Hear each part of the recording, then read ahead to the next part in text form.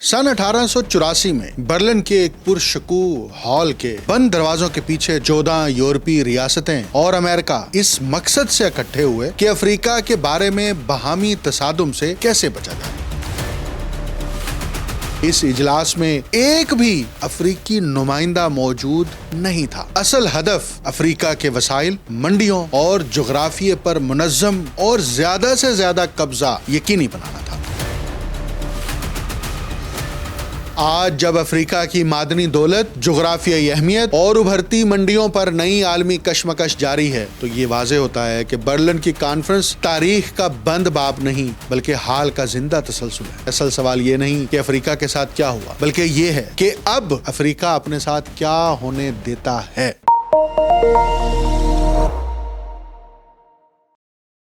आप देख रहे हैं untold story with doctor Akmal Soomro. सन 1884 में बर्लिन के एक पुरशकूह हॉल के बंद दरवाजों के पीछे जो कुछ तय हुआ वो महज एक सिफारती इजलास नहीं था, बल्कि आलमी साम्राज्यी सियासत की एक फैसला कुन एक्सरसाइज थी। 14 यूरोपीय रियासतें और अमेरिका इस मकसद से इकट्ठे हुए कि अफ्रीका के बारे में बाहमी तसादुम से कैसे बचा जाए। मगर इस सिफारती पर्दादारी के नीचे असल हदफ अफ्रीका के वसाइल, मंडियों और जुग्राफिये पर मुनज़्ज़म और ज़्यादा से ज़्यादा कब्ज़ा यकीनी बनाना था। यूँ एक पूरे बरे आज़म की तकदीर उन कुव्वतों ने तय की जो ना इसकी तारीख़ से वाकिफ़ थीं, ना इसके माशरों की साख्त से, और ना ही वहाँ के लोगों को किसी मशावरत के लायक समझती थी। ये कॉन्फ्रेंस इस वसीतर साम्राज्यी ज़हनियत की पैदावार थी जो 19वीं सदी के यूरोप में सनती इनकलाब के बाद परवान चढ़ी। सनत को खाम माल दरकार था, पैदावार को नई मंडियां चाहिए थीं और रियासतों को आलमी वक़ार के लिए अपनी नौ आबादियाँ। ताकत के इस नए तसव्वुर ने यूरोपीय रियासतों को एक दूसरे के मुकाबले पर खड़ा कर दिया। कौमी अज़मत का पैमाना नौ आबादियात की तादाद से नापा जाने लगा। चुनाचे अफ्रीका एक जुग्राफियाई खित्ता नहीं रहा, बल्कि वसाइल के ज़ख़ीरे, तिजारती रास्तों के संगम और सियासी बर्तरी के मैदान के तौर पर देखा जाने लगा। बेल्जियम के बादशाह लियोपोल्ड दोम ने इसी माहौल में कांगो पर अपनी ज़ाती हुक्मरानी के लिए इंसान दोस्ती और साइंसी तहकीक का लिबादा ओढ़ा। इसने अफ्रीका में महज़्ज़ब बनाने के बयानिए को इस्तेमाल करते हुए दर हकीकत एक ऐसे इस्तेहसाली निज़ाम की बुनियाद रखी जिसने इंसानी तारीख़ के बदतरीन मज़ालिम को जन्म दिया। दूसरी तरफ जर्मनी, जो बिस्मार्क की क़यादत में एक उभरती हुई कुव्वत था, अफ्रीका को अपने सिफारती कद को बुलंद करने और यूरोपीय ताकतों के दरमियान तवाज़ुन कायम करने के आले के तौर पर देख रहा था। बिस्मार्क ने अफ्रीका में नज़्म व ज़ब्त के उन्वान से कॉन्फ्रेंस बुलाई, मगर मकसद ये था कि अफ्रीका को इस तरह तकसीम किया जाए कि यूरोपीय ताकतें आपस में ना टकराएं और सबके मफादात महफूज रहें। यही वो पस मंज़र था जिसने स्क्रैबल फॉर अफ्रीका को जन्म दिया। यूरोपीय ममालिक की जानिब से ज़मीन, मादनियात और मंडियों पर कब्ज़े की एक अंधी दौड़ का आगाज़ हुआ।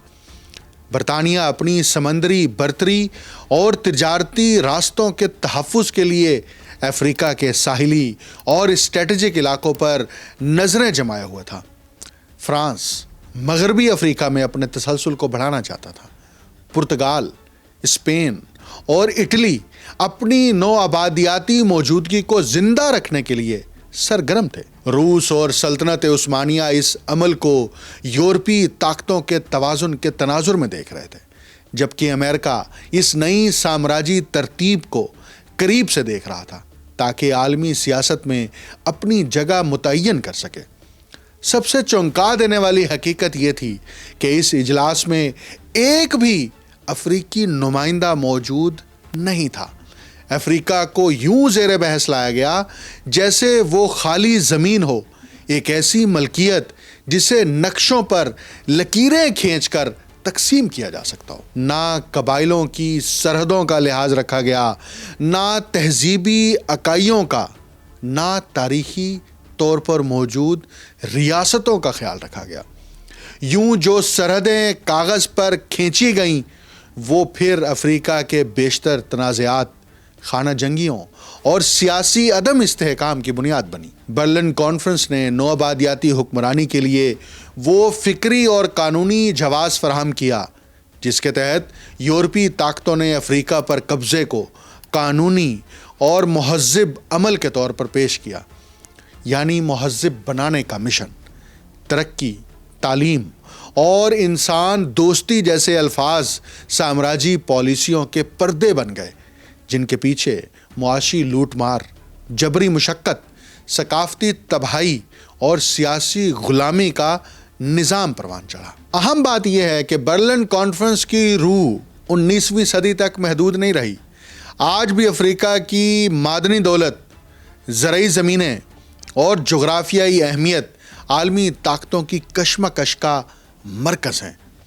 فرق صرف یہ ہے کہ اب براہ راست قبضے کی جگہ معاشی معاہدے، کارپوریٹ سرمایہ کاری، قرضوں کے جال اور سیکیورٹی تعاون نے لے لی ہے، مگر اصول وہی ہیں: وسائل تک رسائی، منڈیوں پر کنٹرول اور سیاسی اثر و رسوخ۔ یوں برلن کانفرنس محض ایک تاریخی واقعہ نہیں بلکہ نو آبادیاتی ذہنیت کا مظہر تھی، ایک ایسی ذہنیت جو طاقت کو حق اور قبضے کو جواز سمجھتی تھی۔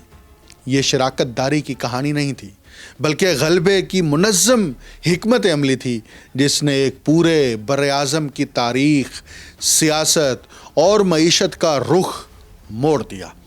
افریقہ کی موجودہ صورتحال کو سمجھنے کے لیے اس کانفرنس کا محض ماضی نہیں بلکہ حال کے تسلسل کے طور پر دیکھنا ضروری ہے۔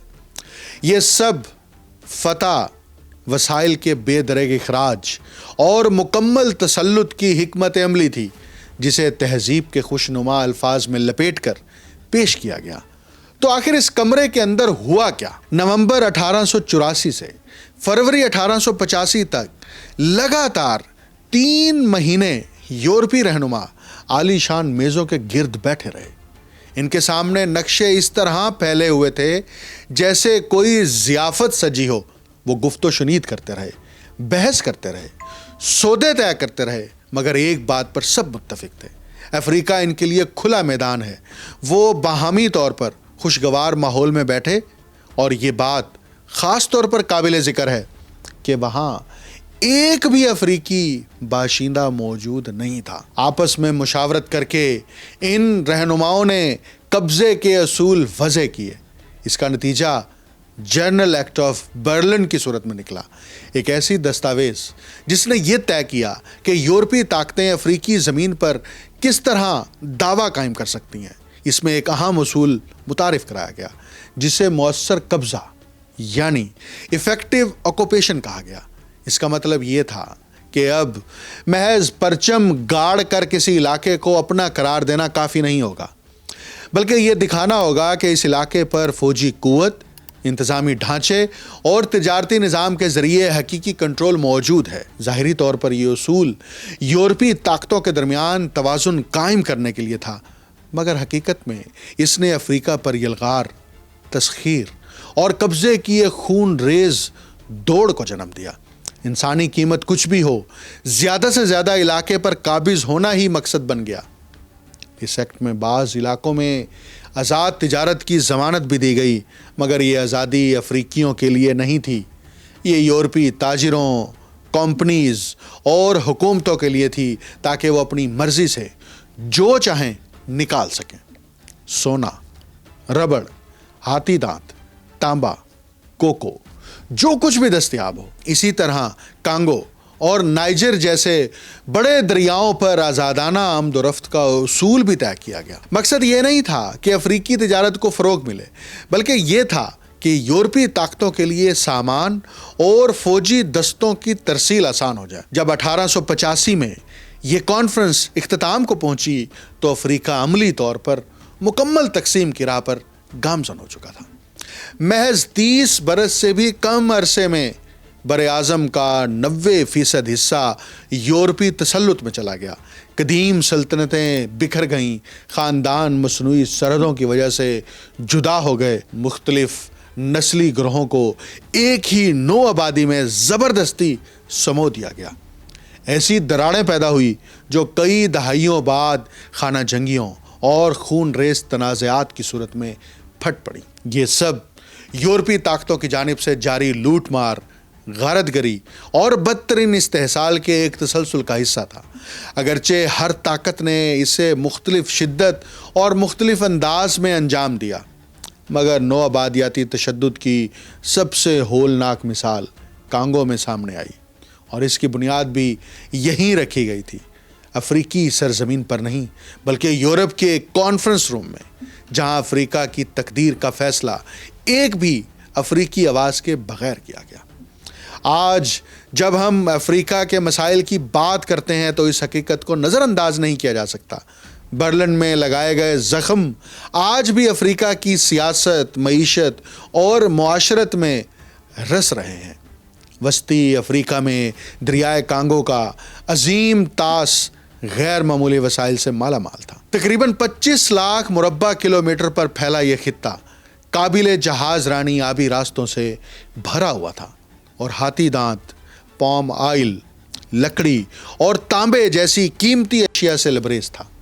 इसके साथ साथ यहाँ एक और नहायत कीमती शय वाफिर मिकदार में मौजूद थी, रबड़।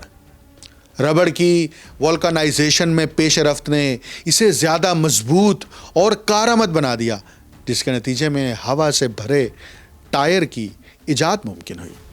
देखते ही देखते रबड़ दुनिया की सबसे मतलूबा अशिया में शामिल हो गया। कांगो के इस्तवाई जंगलात में सदियों से उगने वाली रबड़ की बेलें इस सरजमीन के मकामी बाशिंदों के ज़ेर इस्तेमाल थीं, मगर अब बैरूनी कुव्वतें इन्हें बेरहमी से लूटने के लिए आमादा थीं।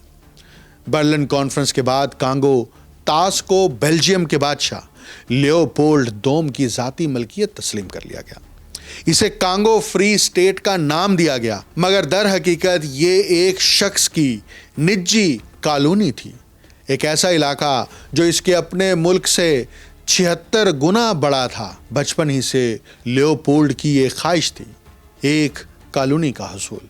अब इसे वो मौका मिल चुका था। यूं लियोपोल्ड दोम ने अपने लिए एक कॉलोनी तख्लीक कर ली। इसने दूसरे यूरोपी लीडर्स को ये बावर कराया कि वो अफ्रीका में ईसाईयत फैलाएगा और वहाँ के लोगों तक नाम नेहाद तहजीब पहुँचाएगा, मगर कांगो में इसकी दिलचस्पी की बुनियाद महज बेपनाह हिर्स व तमा थी। इसी हिर्स के नतीजे में बेल्जियन कांगो दरअसल बेल्जियम के बादशाह की ज़ाती निजी मलकियत बन गया। जब रबड़ की गैर मामूली अहमियत सामने आई तो ये लियोपोल्ड के लिए किसी भी नेमत से कम नहीं थी। इसने हुक्म दिया कि रबड़ को ज़्यादा से ज़्यादा रफ्तार यानी ज़्यादा बर्क रफ्तारी से जमा किया जाए। कुछ ही अरसे में वसी इलाके रबड़ की बेलों से बिल्कुल खाली कर दिए गए। ज़मीन के वसाइल को बेसोचे समझे नोचने का ये अमल पूरे कांगो फ्री स्टेट में दोहराया गया, और इसका मुनाफा सिर्फ एक शख्स लियोपोल्ड दोम की जेब में जा रहा था। माहौलियाती तबाही इस कहानी का महज एक पहलू था। बर्लिन कॉन्फ्रेंस के असरात 1885 पर ख़त्म नहीं हुए। इसने एक ऐसा सिलसिला वाक़यात शुरू किया जिसके ज़ख्मों को अफ्रीका आज तक भरने की कोशिश कर रहा है। जब यूरोपी ताकतों ने अफ्रीका के नक्शे पर लकीरें खींची तो इन्हें ना वहाँ की सल्तनतों की परवाह थी, ना कल्चर की परवाह थी, ना बरादरियों की परवाह थी। इन्हें इस बात की कोई फिक्र न थी कि एक लकीर किसी नस्ली गिरोह को दो हिस्सों में बांट देगी, ख़ानदानों और देहात को मुख्तलिफ नौआबादियाती सरहदों के पार जुदा कर देगी।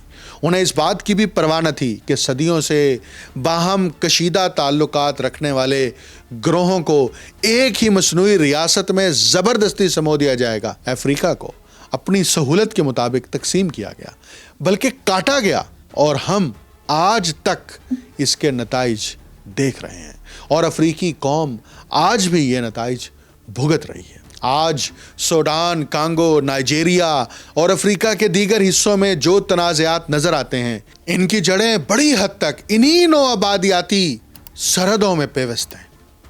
ایسی سرحدیں جنہوں نے مختلف اقوام اور برادریوں کو کمزور ریاستی ڈھانچوں میں قید کر دیا۔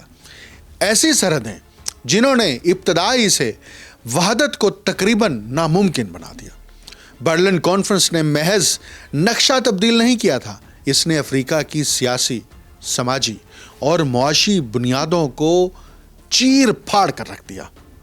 اس نے ایک ایسا معاشی ماڈل مسلط کیا جس میں خام مال، سونا، تیل، کوکو، کوبالٹ افریقہ سے نکال کر بیرون ملک بھیجا جاتا رہا، جبکہ افریقی معیشتیں ڈپینڈنٹ اور پسماندگی کے چکر میں پھنسی رہیں۔ اس نے خود مختاری، وقار اور اختیار کو سلب کیا اور پیچھے استحصال، عدم استحکام اور تقسیم کی وراثت چھوڑ دی۔ اور شاید سب سے تلخ حقیقت یہ ہے کہ یہ سب حادثاتی نہیں تھا، یہ باقاعدہ منصوبہ بندی کا نتیجہ تھا۔ مقصد کبھی افریقہ کی تعمیر نہیں تھا، مقصد اسے اتنا کمزور کرنا تھا کہ اسے طویل عرصے تک قابو میں رکھا جا سکے، اس سے فائدہ اٹھایا جا سکے اور اس پر منافع کمایا جا سکے۔ آج جب ہم افریقہ میں غربت، تنازعات یا پسماندگی کی بات کرتے ہیں تو یہ سمجھنا ضروری ہے کہ اس بارود کو آگ برلن کانفرنس نہیں دکھائی تھی، اور اس دھماکے کی بازگشت آج تک تاریخ میں سنائی دیتی ہے۔ بڑی سخت حقیقت یہ ہے کہ برلن کانفرنس اگرچہ 1885 میں ختم ہو گئی، مگر اس کے پیچھے کار فرما ذہنیت کبھی ختم نہیں ہوئی۔ یہ تصور کہ افریقہ ایک انعام ہے جسے تقسیم کیا جا سکتا ہے، جسے لوٹا جا سکتا ہے، جسے قابو میں رکھا جا سکتا ہے، آج ہم افریقہ پر ایک نئی دوڑ دیکھ رہے ہیں، مگر اب جھنڈوں اور افواج کے ذریعے نہیں، بلکہ قرضوں، معدنی معاہدوں، سیکیورٹی شراکت داریوں اور تجارتی سمجھوتوں کے ذریعے افریقہ کو کنٹرول کیا جا رہا ہے۔ چین بیلٹ اینڈ روڈ منصوبے کے تحت پورے بر اعظم میں بڑے انفراسٹرکچر منصوبے قائم کر رہا ہے۔ روس پرائیویٹ ملٹری کانٹریکٹر وہاں بھیج رہا ہے، معدنی وسائل کے معاہدے کر رہا ہے، اور مالی سے سوڈان تک روس اپنا سیاسی اثر و رسوخ بڑھا رہا ہے۔ امریکہ عسکری امداد اور معدنی معاہدوں کے ذریعے روسی اور چینی اثر کو متوازن کرنے کی کوشش کر رہا ہے۔ یورپ خاص طور پر مغربی اور وسطی افریقہ میں اب بھی اپنے پرانے نوآبادیاتی روابط کے ذریعے گہرائی سے جڑا ہوا ہے۔ حال ہی میں امریکی سینٹ کی ایک سماعت میں جس کا تجزیہ کیا گیا، اعلیٰ فوجی حکام نے کھلے عام افریقہ کو شراکت دار یا ابھرتی ہوئی قوت کے طور پر نہیں، بلکہ ایک اسٹریٹجک میدان جنگ کے طور پر بیان کیا۔ ایک ایسا خطہ جہاں چین اور روس کو مات دینی ہے، جہاں وسائل، بندرگاہوں اور اثر و رسوخ کو اپنے عالمی مفاد کے لیے محفوظ کرنا ہے۔ یہی وہ تسلسل ہے جو برلن سے شروع ہوا تھا اور آج بھی مختلف شکلوں میں جاری ہے۔ ہم ماضی کے برسوں میں یہ طریقہ استعمال کرتے رہے ہیں، اب جبکہ یو ایس ایڈ اور اس کی متعدد صلاحیتوں کو محکمہ خارجہ کے دائرے میں سمویا جا رہا ہے، ہم اس بات پر غور کر رہے ہیں کہ کس طرح امریکی حکومتی دباؤ کو خاص طور پر اپنے حریفوں کے مقابل اپنے اسٹریٹجک اہداف کے حصول کے لیے زیادہ مؤثر انداز میں بروئے کار لایا جائے۔ مجھے یہ بات بے حد پریشان کن محسوس ہوتی ہے کہ معدنی وسائل سے مالا مال یہ بر اعظم اتنے عرصے کے باوجود اپنے ہی لوگوں کے فائدے کے لیے ان وسائل کو مؤثر طور پر استعمال نہیں کر سکا۔ یہ ایک ایسا معمہ ہے جسے ہم آج تک پوری طرح حل نہیں کر پائے۔ آج چاروں طرف نگاہ ڈالیں تو نظر آتا ہے کہ طاقتور ممالک ایک بار پھر اپنے دعوے جمانے کی دوڑ میں مصروف ہیں۔ انہیں افریقہ کا کوبالٹ چاہیے، لیتھیم چاہیے، تیل چاہیے، سونا چاہیے، زرعی زمینیں چاہیے، وہی عناصر جو مستقبل کی عالمی معیشت کی شہرک ہیں۔ اور ایک بار پھر افریقہ کی آواز، اس کے عوام، اس کی تحریکیں، اس کے مفکرین غیر ملکی مفادات کے شور میں دبتی جا رہی ہیں، بالکل اسی طرح جیسے برلن میں ہوا تھا۔ طریقے بدل گئے ہیں، زبان بدل گئی ہے، مگر بنیادی حرکیات وہی ہیں۔ افریقہ کی دولت پر کنٹرول کی کشمکش، بغیر افریقہ کے لوگوں کو بااختیار بنائے مگر ہم اسے پہچان نہ سکے، اسے نام نہ دے سکے اور اس کا سامنا نہیں کر سکے تو تاریخ خود کو دہرانے میں دیر نہیں لگائے گی۔ برلن کانفرنس ہمیں ایک کڑوی حقیقت یاد دلاتی ہے، جب آپ میز پر موجود نہیں ہوتے تو آپ خود موضوع بحث بن جاتے ہیں۔ 1884 میں افریقہ کو محض نظر انداز نہیں کیا گیا تھا، اسے رضامندی کے بغیر، احترام کے بغیر، بے رحمی سے تقسیم کیا گیا تھا۔ اور آج جب افریقہ پر ایک نئی دوڑ جاری ہے، ہمیں اپنے آپ سے یہ مشکل سوال پوچھنا ہوگا، کیا تاریخ دوبارہ خود کو دہرائے گی؟ کیا افریقہ ایک بار پھر بیرونی طاقتوں کے لیے ایک انعام بن کر رہ جائے گا؟ یا کیا افریقی عوام، قوم اور نسلیں کھڑی ہو کر آواز بلند کر کے اپنی داستان خود لکھنے کا حق واپس حاصل کرے گی؟ کیا اس بار کچھ مختلف ہوگا؟ کیونکہ فیصلہ صرف بیرونی طاقتوں کے ہاتھ میں نہیں ہے، یہ افریقی لیڈرز کے ہاتھ میں بھی ہے، یہ افریقی عوام کے ہاتھ میں بھی ہے، یہ سب کے ہاتھ میں ہے۔ آپ کے ہاتھ میں جو یہ دیکھ رہے ہیں، اس تاریخ کے وارث، اس لمحے کے گواہ، اور وہ ساتھی جو افریقہ کو ابھرتا دیکھنا چاہتے ہیں۔ اتنی بے پناہ دولت رکھنے والا یہ براعظم اپنے ہی لوگوں کی فلاح کے لیے اسے کیوں استعمال نہیں کر سکا؟ افریقی اقوام کو آج حقیقی شراکت داری کا مطالبہ کرنا ہوگا، نئے آنکھوں کا نہیں۔ افریقی عوام کو خود مختاری کا مطالبہ کرنا ہوگا، محض امداد کا نہیں۔ افریقی حکومتوں کو ایسے مستقبل کا مطالبہ کرنا ہوگا جہاں افریقہ کسی اور کی سلطنت کا میدان جنگ نہ ہو، بلکہ اپنی تقدیر کا معمار خود ہو۔ آج جب افریقہ کی معدنی دولت، جغرافیائی اہمیت اور ابھرتی منڈیوں پر نئی عالمی کشمکش جاری ہے تو یہ واضح ہوتا ہے کہ برلن کی کانفرنس تاریخ کا بند باب نہیں بلکہ حال کا زندہ تسلسل ہے۔ فرق صرف انداز کا ہے، ذہنیت وہی ہے۔ اب جھنڈوں اور توپوں کی جگہ معاہدوں، قرضوں اور سیکیورٹی شراکت داریوں نے لے لی ہے، مگر ہدف بدستور وسائل پر کنٹرول اور سیاسی اثر و رسوخ ہے۔ اس پس منظر میں اصل سوال یہ نہیں کہ افریقہ کے ساتھ کیا ہوا، بلکہ یہ ہے کہ اب افریقہ اپنے ساتھ کیا ہونے دیتا ہے۔ تاریخ نے ایک بار اسے میز سے باہر رکھا تھا، اب فیصلہ افریقی لیڈرشپ، عوام اور اداروں کے ہاتھ میں ہے کہ وہ خود کو موضوع بحث بننے دیں گے یا اپنی تقدیر خود لکھیں گے۔ مجھے ڈاکٹر اکمل سمرو کو اجازت دیجیے۔ اللہ حافظ۔